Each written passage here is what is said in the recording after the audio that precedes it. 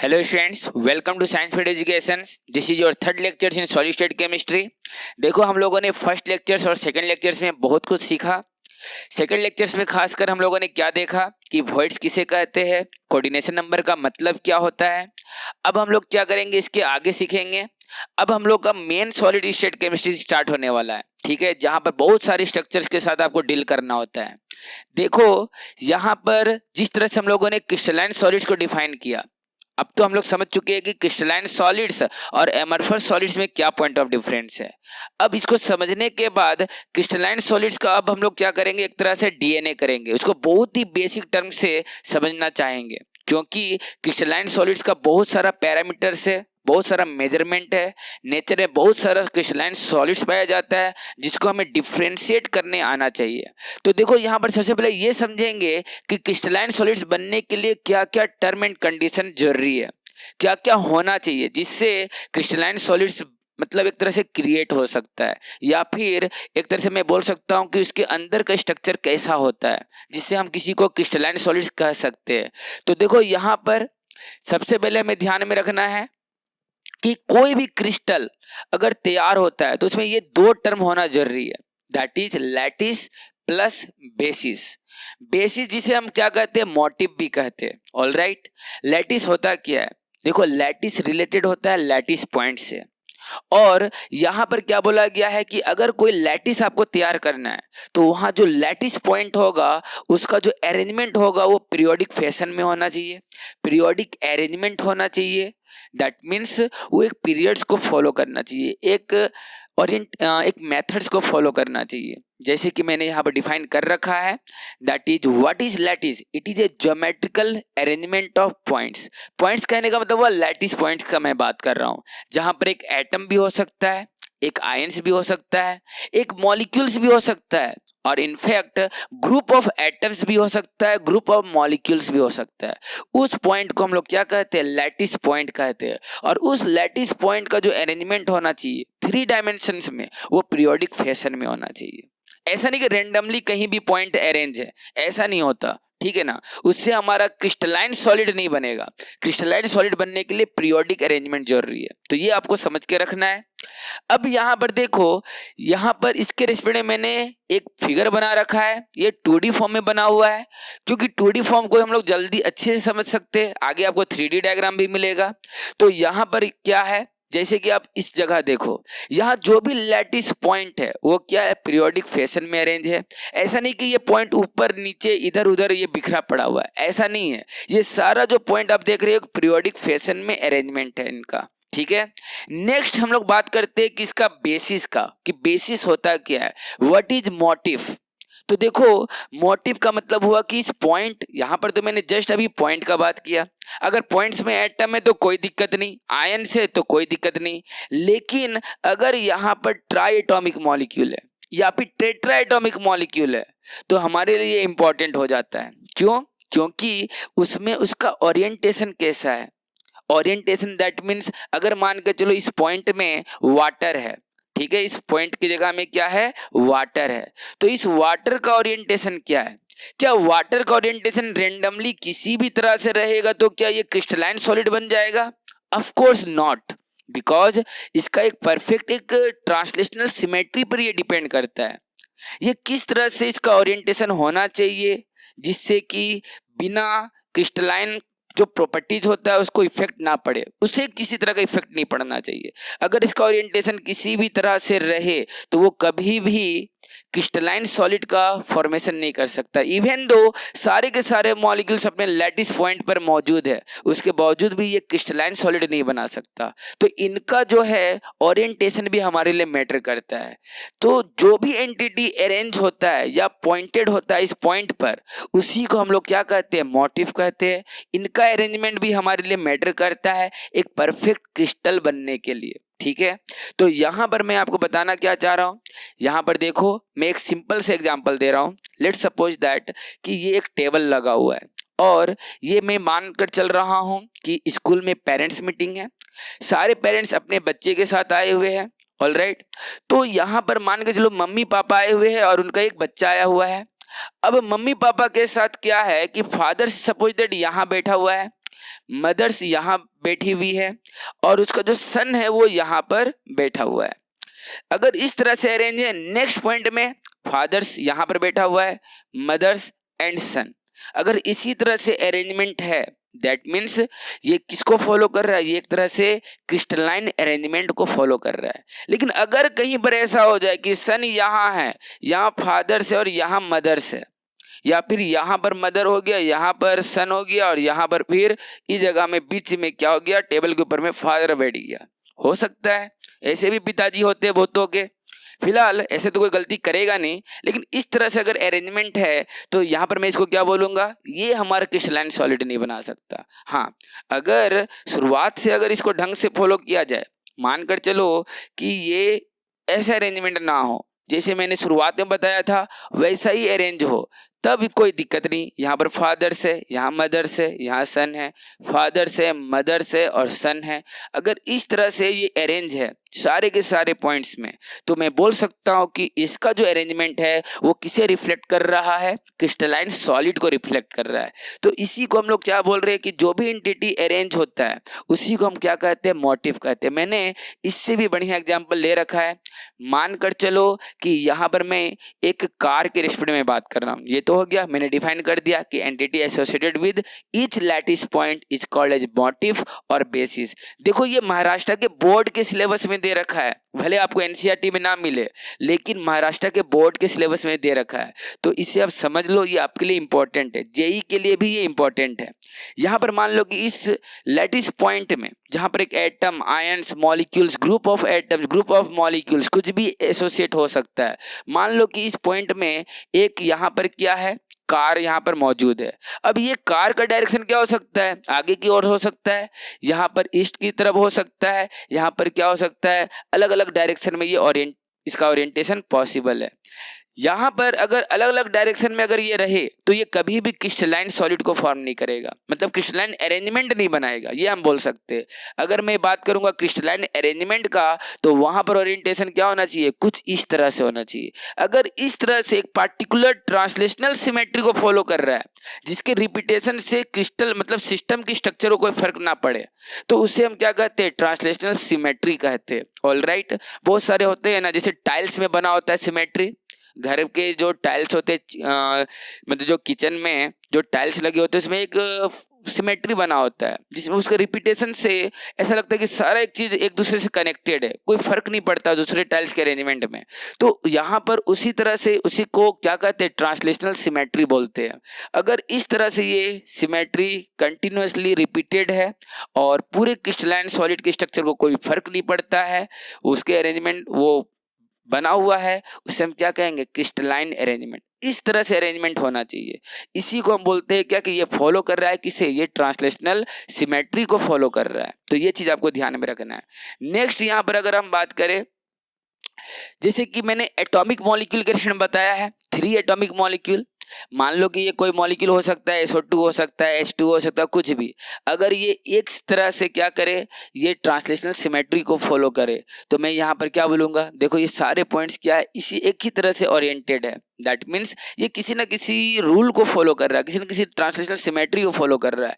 तो इसे हम क्या कहेंगे, they are arranged in a perfect manner. ये बहुत अच्छे से अरेंज्ड है क्रिस्टलाइन सिस्टम के अकॉर्डिंग। और यहाँ पर मैंने डिफाइन कर रखा है कि all motifs of a crystals are subject to the same translational principle. ये सभी के सभी मोटिव्स क्या होता है, एक ही ट्रांसलेशनल प्रिंसिपल को फॉलो करता है। ये बहुत ही इंपॉर्टेंट पॉइंट है, कभी भी ऑब्जेक्टिव के फॉर्म में पूछा जा सकता है। नेक्स्ट यहाँ पर अगर मैं बात करूँ कि स्पेस लैटिस क्या है and what is unit cell. Unit cell क्या है, देखो स्पेस लैटिस के अंदर ही बहुत सारे infinite number of unit cell possible है। ऑलराइट, यहाँ पर मैंने एक बहुत ही बढ़िया एक 3D पिक्चर ले रखा है। इस 3D पिक्चर को आप ध्यान से देखो, यहाँ पर जो हर एक पॉइंट आप देख रहे हो ना, दे आर लैटिस पॉइंट। और ये पॉइंट्स क्या हो सकता है, मैं पहले भी बता रखा हूँ, मैं बार बार बता रहा हूँ इस पॉइंट को कि ये एक atom, molecules, group of atoms, group of molecule कुछ भी हो सकता है। अगर आप देखोगे फुल्लेरिन के केस में, तो वहां पर हर एक लैटिस पॉइंट किसको रिप्रेजेंट करेगा, कार्बन 60 को। ठीक है, दैट मीन्स एक पॉइंट में 60 कार्बन है।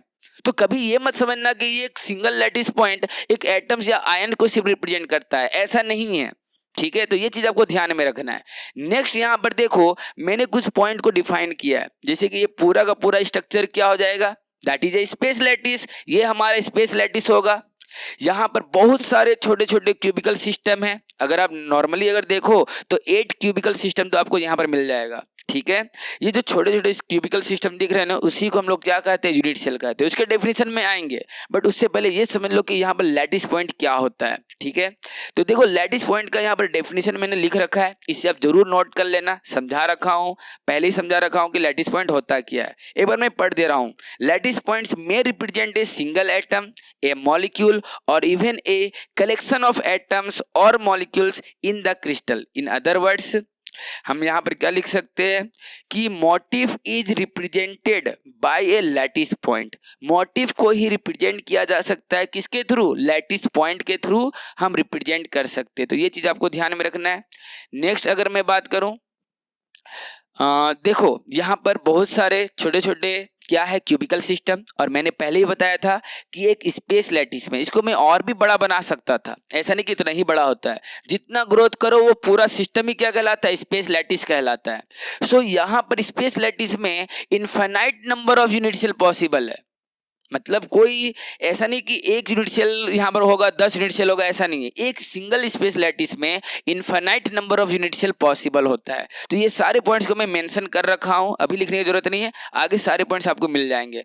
देखो यहाँ पर कुछ आपको एक चीज ध्यान में रखना है, मैंने इसको हाईलाइट कर रखा है, इस डायग्राम को मैंने हाईलाइट कर दिया है।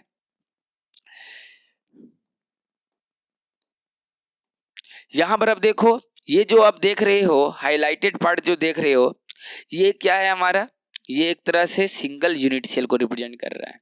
और ये चीज आपको राइट साइड में देखने को मिलेगा, इसके बैक साइड भी देखने को मिलेगा। कहने का मतलब क्या हुआ कि इसके पास ऐसा ऐसा क्या है, 8 यूनिट सेल पॉसिबल है।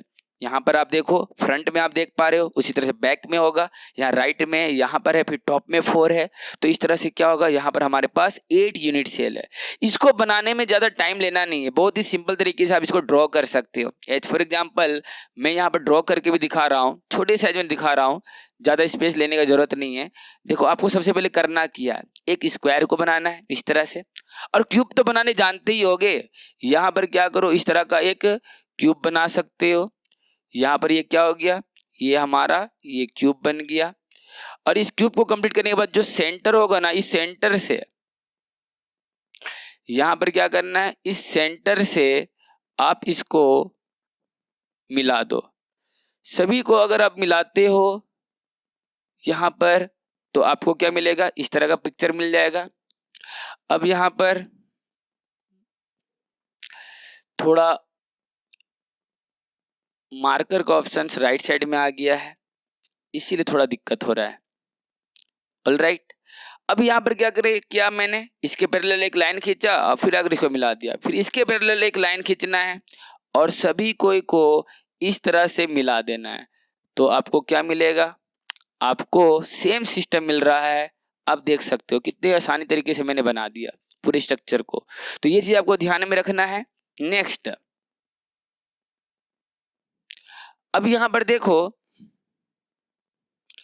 अगर मैं बात करूं नेक्स्ट आगे, तो इसके लिए मैंने कुछ क्या किया है, कुछ पैरामीटर्स होता है। यूनिट सेल को हम लोग क्या कर सकते हैं, कुछ पैरामीटर से डिफाइन कर सकते हैं। There are 6 parameters. यहाँ पर एज लेंथ के रेस्पेक्ट में 3 पैरामीटर्स होगा, ए, बी एंड सी। यहाँ पर आप देख सकते हो, यहाँ पर क्या है, यूनिट सेल के रेस्पेक्ट में यहाँ पर 3 पैरामीटर्स जो है वो एज लेंथ के रेस्पेक्ट में है। मतलब यहाँ पर एज लेंथ के रेस्पेक्ट में ए, बी एंड सी।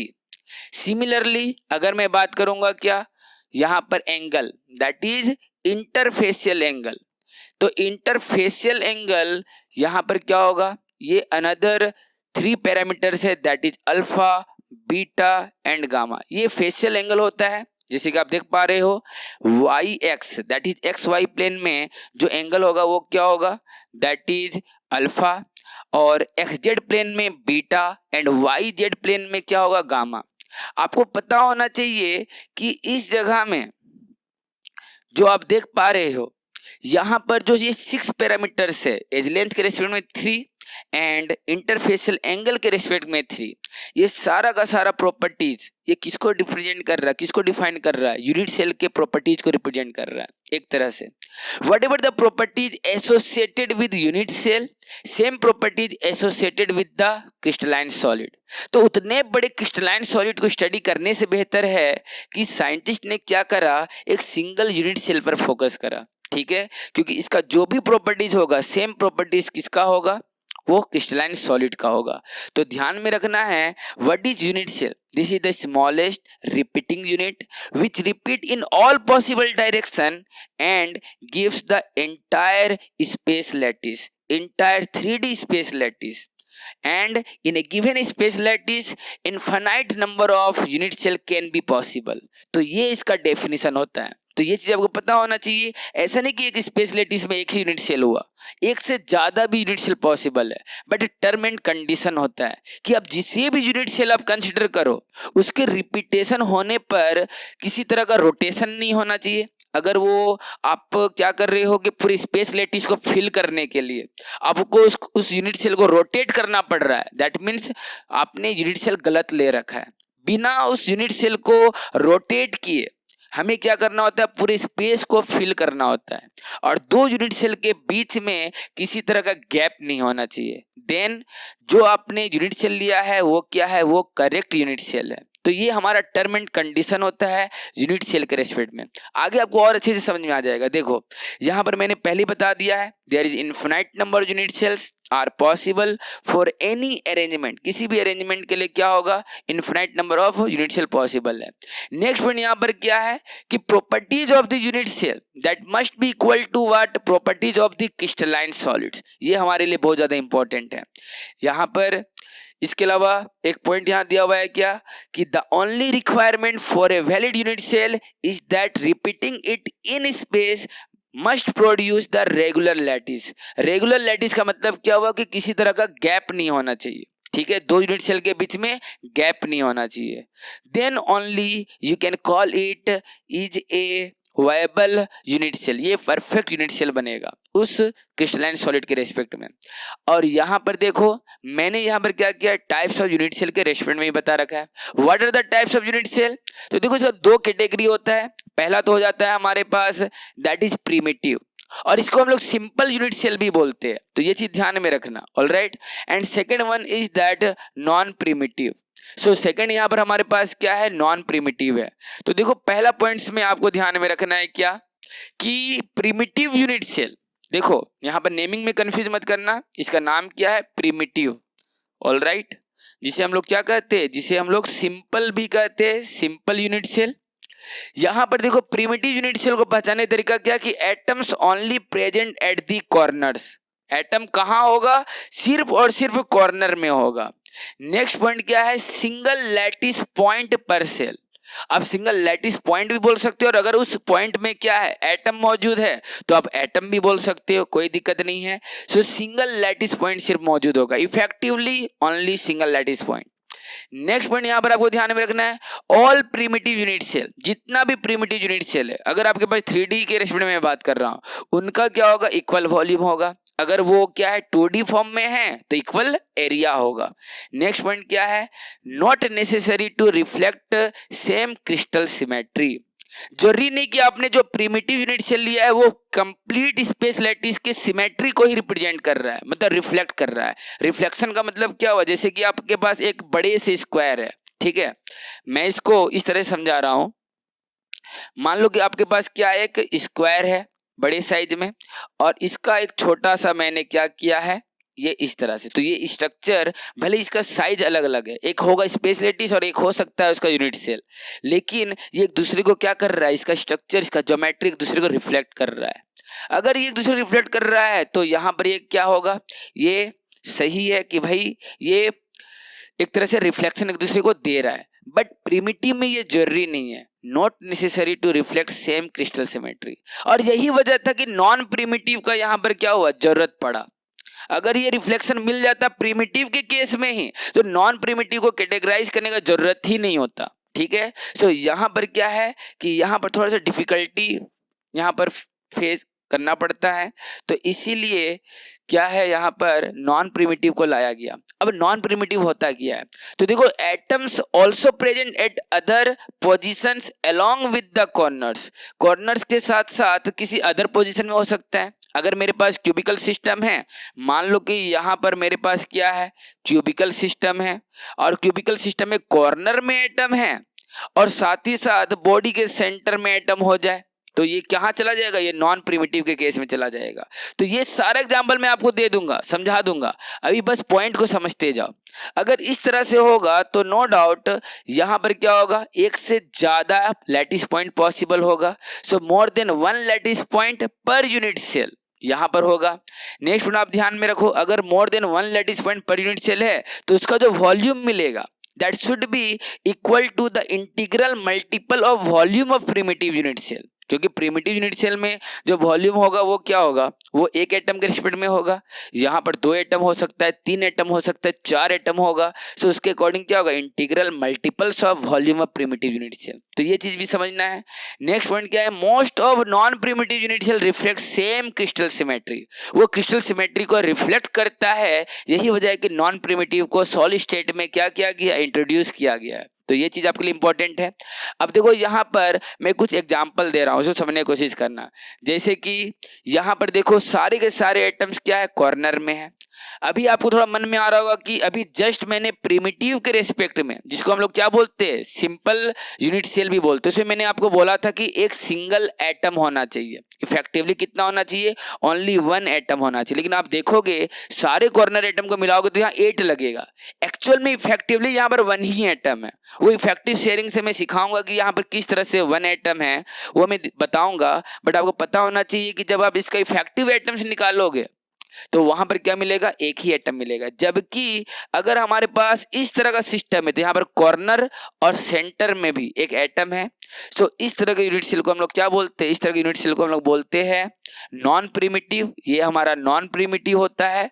और ये जो एग्जाम्पल दे रखा है that is for body centred. ये किसका एग्जाम्पल दे रखा है, बॉडी सेंटर का एग्जाम्पल दे रखा है। ठीक है,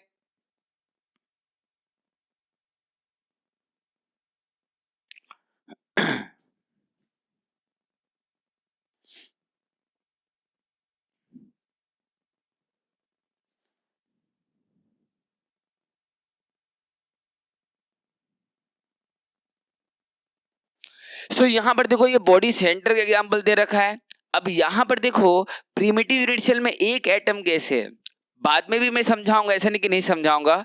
अब देखो जो ये कॉर्नर एटम है ये क्या होगा, 8 अलग अलग, जैसे कि इसके साथ तो शेयर्ड है ही, ये क्या होगा, बगल वाले यूनिट सेल के साथ भी शेयर्ड होगा। अगर मैं इसके लिए बनाऊं, एक और स्ट्रक्चर बनाऊं, तो ये जो कॉर्नर एटम है ये क्या है, इसके साथ शेयर्ड है।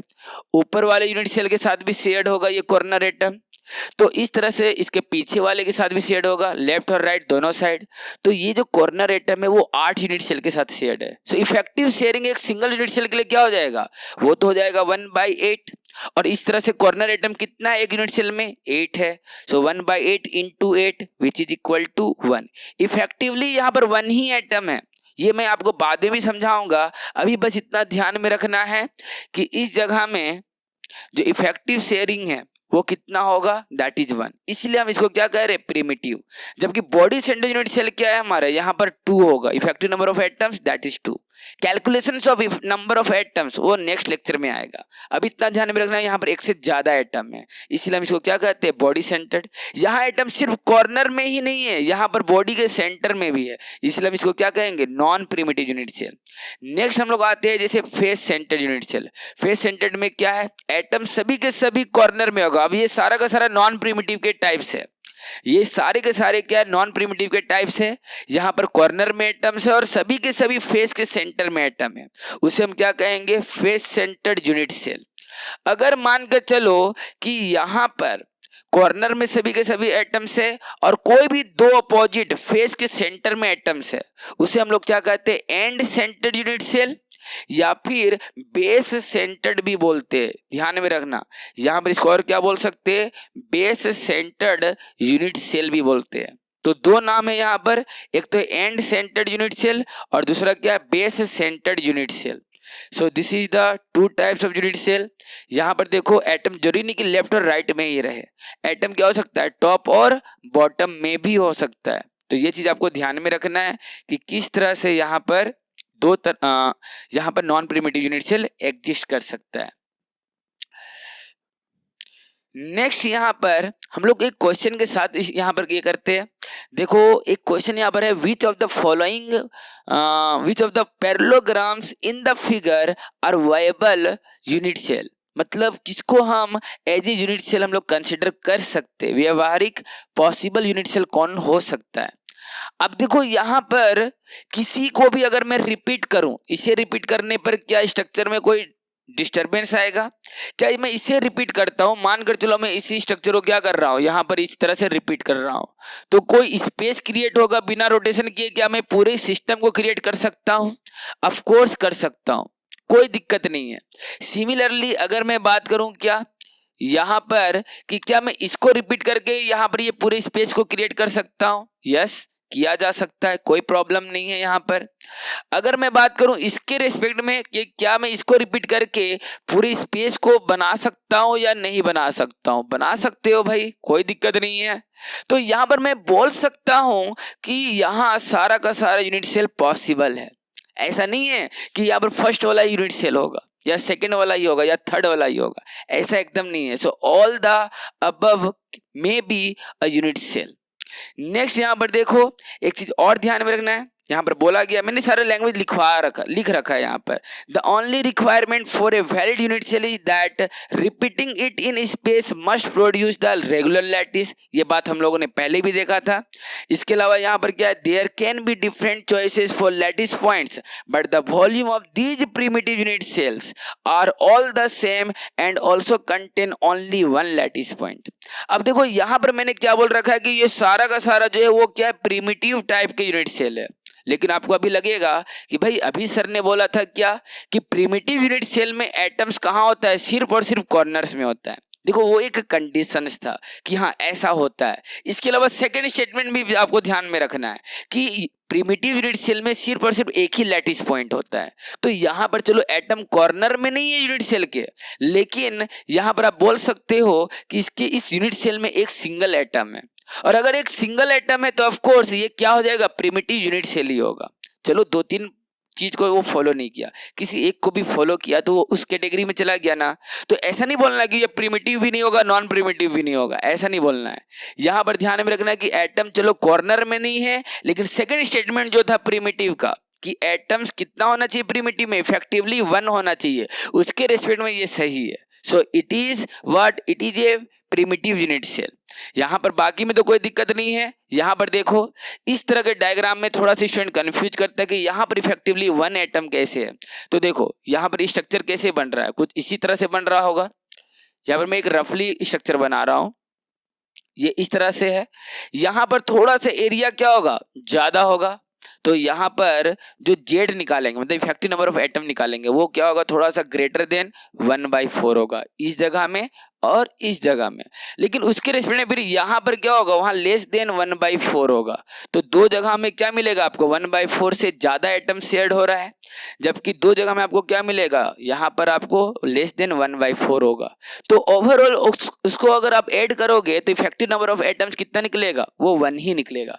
बाकी यहाँ पर तो आप देख पा रहे हो कि 25% इधर, 25% इधर, 25% इधर और 25% इधर। So overall effective number of atoms क्या आएगा इस यूनिट सेल के अंदर, वो आएगा 1 ही आएगा। क्योंकि आप इस डायग्राम को देख लो ना, सिंपल यहाँ पर इस तरह से एटम है और यहाँ पर मैंने क्या किया, एक यूनिट सेल यहाँ पर इस तरह से बनाया, तो ये क्या है 1/4 1/4 1/4 1/4, तो एक ही एटम आया। तो ये चीज आपको ध्यान में रखना है कि किस तरह से यहाँ पर हमारा effective number of atoms only 1 आता है। So all are primitive unit cell, don't worry about this. Next यहाँ पर और भी कुछ पॉइंट मैंने लिखा होगा। नेक्स्ट है यहाँ पर selection of unit cell from infinite. जब हम लोग बोलते हैं कि एक सिस्टम में infinite number of unit cell है और आपको बोल दिया जाए कि किसे हम मोस्ट प्रीफर मतलब प्रेफरेंस देंगे, किसे हम कंसिडर किया जा सकता है, for practical purpose, for study purpose. All right, तो यहाँ पर मान कर चलो कि मेरे पास क्या है, एक सिस्टम है। यहाँ पर first, second, third and fourth 4 तरह का यूनिट सेल दिखा रखा हूं मैं। यहाँ पर अगर आपसे पूछा जाए कि इसमें से कौन सा यूनिट सेल मैं कंसिडर करूं अपने स्टडी के लिए, ठीक है, जो ज्यादा यहाँ पर क्या करे, पूरे सिस्टम का इंफॉर्मेशन हमें दे सके, तो देखो फर्स्ट वाले यूनिट सेल में यहाँ पर मैंने क्या बताया, of course all are unit cell, no doubt. ये सारा का सारा क्या होगा, यूनिट सेल होगा, इसमें कोई डाउट नहीं है। क्यों? क्योंकि इसके रिपीटेशन करने से पूरा सिस्टम क्रिएट हो जाएगा। बिना इसको रोटेट किए मैं इस पूरे सिस्टम को क्रिएट कर सकता हूँ, उसमें कोई गैप भी नहीं होगा, सभी को ऐसा किया जा सकता है। लेकिन हमें यहाँ पर ध्यान में रखना है कि सिर्फ स्मॉल होना जरूरी नहीं है। स्मॉल होने के साथ साथ अगर हमें वहां से कुछ एक्स्ट्रा इंफॉर्मेशन मिल रहा है तो उसे ही हम क्या कंसिडर करेंगे, एज ए यूनिट सेल। अगर फर्स्ट वाले में देखोगे तो यहाँ से हमें कोऑर्डिनेशन नंबर के बारे में कुछ पता नहीं चल रहा, इससे भी हमें कोऑर्डिनेशन नंबर के बारे में बहुत ज्यादा कुछ पता नहीं चलेगा। यहाँ पर देखोगे सेकंड में, तो यहाँ पर आप क्या देख रहे हो कि इससे हम, एक तो है यहाँ पर क्या कि इसमें जो सिमेट्री मौजूद है ये हाईएस्ट सिमेट्री है। सिमेट्री मतलब यहाँ पर अगर इसमें और इसमें मैं बात करूं स्क्वायर में, तो दोनों में सेम सिमेट्री है, बट इसमें एक एक्स्ट्रा सिमेट्री है कि इसको अगर मैं रिपीट करता हूं तो सेंट्रल एटम भी क्या होगा, साथ ही साथ रिपीट हो रहा है। ट्रांसलेशनल सिमेट्री दिखा रहा है। ट्रांसलेशनल सिमेट्री में ये बॉडी सेंटर एटम भी हो रहा है, और इसके रिपीट होने से स्ट्रक्चर में कोई मतलब एक तरह से प्रॉब्लम नहीं आएगा, पूरा का पूरा स्ट्रक्चर हमारा क्रिएट हो जाएगा। तो स्मॉल होना जरूरी नहीं है। स्मॉल के साथ अगर मान के चलो कि कुछ एक्स्ट्रा इन्फॉर्मेशन हमें मिल रहा है तो वो हमारे स्टडी पर्पस के लिए ज्यादा इंपॉर्टेंट है। तो यहाँ पर देखो मैंने 3 पॉइंट लिख रखा है कि unit cell must possess greatest symmetry. Greatest symmetry का मतलब समझने की कोशिश करो। जैसे कि मान लो कि मेरे पास एक स्क्वायर है और यहाँ पर मैंने इसको क्या से रिप्रेजेंट किया, ए बी, यहाँ पर सी और डी। यहाँ पर एक लाइन मैंने डाला है और इसको मैं क्या कर रहा हूँ, इसको रोटेट कर रहा हूँ ऐसे ऐसे 90 डिग्री में। ओके, अगर 90 डिग्री में इसको रोटेट करूंगा तो यहाँ पर क्या हो जाएगा, ये रोटेट होकर इस तरह से आ जाएगा। ए यहाँ आ जाएगा, बी यहाँ हो जाएगा, और मान लो कि यहाँ पर डी हो गया और यहाँ पर सी हो गया। फिर मैं इसको रोटेट करूंगा उसी तरीके से यहाँ पर 90 डिग्री में। तो इस तरह से मैं अगर 4 बार रोटेट करता हूं ना, 4 टाइम, मतलब एक बार रोटेट किया, 2 बार रोटेट किया, तो फिर अगर ए यहाँ पर आ जाएगा इस बार रोटेट करने पर, और फिर अगर ए यहाँ आएगा, और फिर अगर ए यहाँ पर आएगा, मतलब 4 बार रोटेट करोगे ना, then you will get this identical structure. तो मैं क्या बोलूंगा कि इसमें C4 एक्सिस ऑफ सिमेट्री है। कैसा सिमेट्री है, C4 एक्सिस ऑफ सिमेट्री। तो जितना ज्यादा सिमेट्री होता है उसमें उसको उतना ज्यादा वैल्यू दिया जाता है। ठीक है, सो ग्रेटेस्ट सिमेट्री होना चाहिए। यहाँ पर देखो C4 एक्सिस ऑफ सिमेट्री इसमें भी है और इसमें भी है। रेक्टेंगल में C2 होगा, क्योंकि 2 बार रोटेट करोगे 180 डिग्री 180 डिग्री में, you will get the rectangle. तो यहाँ पर आपको ध्यान में रखना है क्या कि इसमें सिमेट्री तो सेम है, बट इसमें एक्स्ट्रा इन्फॉर्मेशन क्या इंक्लूडेड है, इससे हमें कोऑर्डिनेशन नंबर पता चल रहा है। साथ ही साथ इसमें ट्रांसलेशनल सिमेट्री एक्स्ट्रा है, क्योंकि इसमें जब मैं इसको रिपीट करूंगा तो इसमें 4 एटम, इफेक्टिवली तो 1 बोलेंगे, इफेक्टिवली 1 एटम वो मिल रहा है, या फिर 4 एटम साथ साथ ये रिपीट हो रहा है। जबकि अगर मैं इसको रिपीट करता हूं तो ट्रांसलेशनल सिमेट्री में एक एक्स्ट्रा एटम आ रहा है, वो है सेंट्रल एटम। ठीक है, सो इसके पास ग्रेटेस्ट क्या है, ग्रेटेस्ट ट्रांसलेशनल सिमेट्री है। इसीलिए हम लोग क्या करते हैं, हम लोग सेकंड वाले को ज्यादा प्रेफरेंस देंगे। देखो मैंने यहाँ पर लिख रखा है, the unit cell present in second having additional translational symmetry, why due to atom present at body center as well, so that this will be the correct choice for the study of this 2D space lattice। तो ये बहुत ही research based question मैंने बनाया था, बहुत ही important question है, आपको पूछा जा सकता है। इनफैक्ट ये सारा यूनिट सेल है, लेकिन बहुत ही करेक्ट चॉइस का अगर मैं मुझसे पूछा जाए तो मैं सेकंड वाले को लूंगा। ठीक है, क्योंकि इसमें ग्रेटेस्ट नंबर ऑफ सिमेट्री मौजूद है। इसको देख के हम बता सकते हैं कि इसका कोऑर्डिनेशन नंबर क्या होगा। ठीक है, इसीलिए नेक्स्ट हमारे पास देखो यहाँ पर क्या बोला, which of the following is not a valid unit cell. जैसे कि मैं इस पिक्चर को कंप्लीट कर देता हूँ। यहाँ पर हमारे पास सारा अरेंजमेंट एक जैसा है, ए बी पैटर्न में ये अरेंजमेंट है, और मैंने यहाँ पर 4 तरह का यूनिट सेल यहाँ पर दे रखा है। ऑलराइट, अब ध्यान से देखोगे कोई किसी की तरह नहीं है, सभी अलग अलग तरह का यूनिट सेल है। अब सवाल ये है कि इसमें से कौन यूनिट सेल बन सकता है। हम लोग एक बार रिपीट करके देखते हैं। अगर मैं इसको रिपीट करूंगा सो बिना गैप क्रिएट किए ये क्या हो रहा है, ये पूरे के पूरे लैटिस को फॉर्म कर सकता है, कोई गैप नहीं होने वाला। लेकिन अगर मैं लास्ट वाले में देखूं, उसको अगर मैं रिपीट करता हूं तो क्या पा रहा हूं भाई, यहां पर गैप क्रिएट हो रहा है। और gap never allowed in repetition. Repetition के दौरान, ड्यूरिंग रिपीटेशन, यहां पर क्या होगा, क्रिस्टलाइन सॉलिड में गैप नहीं होना चाहिए, इस तरह यूनिट सेल में गैप नहीं होना चाहिए। तो ये हम बोल सकते हैं कि ऑप्शन डी के रेस्पेक्ट में, this option D is not a correct unit cell, ये यूनिट सेल हो ही नहीं सकता। तो मैंने यहाँ पर बता दिया कि the smallest repeating unit which repeat in all possible direction throughout the space without rotation and without gaps or overlaps is called the unit cell। उसी को हम क्या कहते हैं, यूनिट सेल कहते हैं। whole space must be filled without holes through considerable unit cell। so यहाँ पर ध्यान में रखना, which of the following not a valid unit cell, this one, ये हमारा वैलिड यूनिट सेल नहीं होगा। ट्रेंगल वाला जो देख रहे हैं, तो यहाँ पर कभी भी ट्रेंगल वाला ऑड नंबर वाला जो होगा ना एजेस, वो यूनिट सेल नहीं बनता है। तो ये चीज़ आपको पता होना चाहिए। सो यहाँ पर इसके अलावा यहाँ पर बता रखा हूँ कि unit cell can not have any arbitrary shape. आप कोई भी आर्बिट्रेरी शेप उठा लो और उसको यूनिट सेल मान लो, ऐसा पॉसिबल नहीं है। आपको डिफाइन करना होता है यूनिट सेल का जो टर्म एंड कंडीशन है, उसको फॉलो करते हुए यूनिट सेल चूज करना है। इसका मतलब ये नहीं कि इनफाइनाइट नंबर है, आप कोई भी शेप उठा लिए, ये गलत हो जाएगा। सो यहाँ पर ध्यान में रखना है, we can not have a spherical unit cell because there would be gaps between the spheres when this unit cell is replicated मतलब रिपीटेशन in 3 dimensions। ठीक है, अब यहाँ पर आते हैं, इसके अलावा कुछ और भी पॉइंट है। इसी के अलावा मैं यहाँ लिख रखा हूँ कि it is also impossible to generate a crystal lattice by a unit cell that have a 5-fold symmetry या फिर 7-fold सिमेट्री, इस टाइप का नहीं होगा। ठीक है ना, आप सोच रहे पेंटागॉन्स क्या यूनिट सेल बन सकता है इस तरह से, जैसे मैंने यहाँ ट्रायंगल फॉर्म में दिखा रखा, ये हो सकता है, नहीं हो सकता है। हेप्टागॉन्स नहीं हो सकता है। तो यहाँ पर ध्यान में, the unit cell must be a geometric structure that fills all space when replicated. जब इसको रिपीट करते हैं, रेप्लिकेशन होता है, रेप्लिकेशन मतलब रिपीट होना, तब क्या होगा, वहां पर कोई गैप क्रिएट नहीं होना चाहिए। मैंने इसके रेस्पेक्ट में एक सिंपल सा एग्जाम्पल दे रखा है, पेंटागॉन्स एंड हेक्सागॉन्स होना चाहिए था। हाँ, पेंटागॉन हेप्टागॉन्स, ये सब क्या होगा, ये सब यूनिट सेल पॉसिबल नहीं है।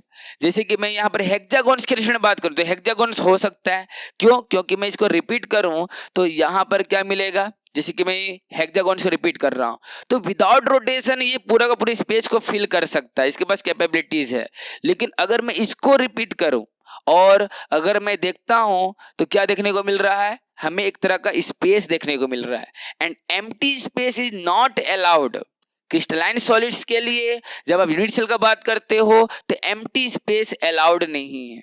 ये आपके लिए बहुत ही इंपॉर्टेंट टर्म है। ठीक है, तो आज के लेक्चर में आपको बहुत कुछ सीखने को मिला होगा। ये डिटेल स्टडी सिर्फ और सिर्फ इस चैनल में ही पॉसिबल है। इस चैनल को इसलिए आप सब्सक्राइब करो, लाइक करो, आपके लिए ये चैनल बहुत ही हेल्पफुल होगा, आपके प्रिपरेशन में बहुत ज़्यादा हेल्प करेगा। ठीक है, तो आज के लेक्चर यहीं पर स्टॉप करता हूँ मैं।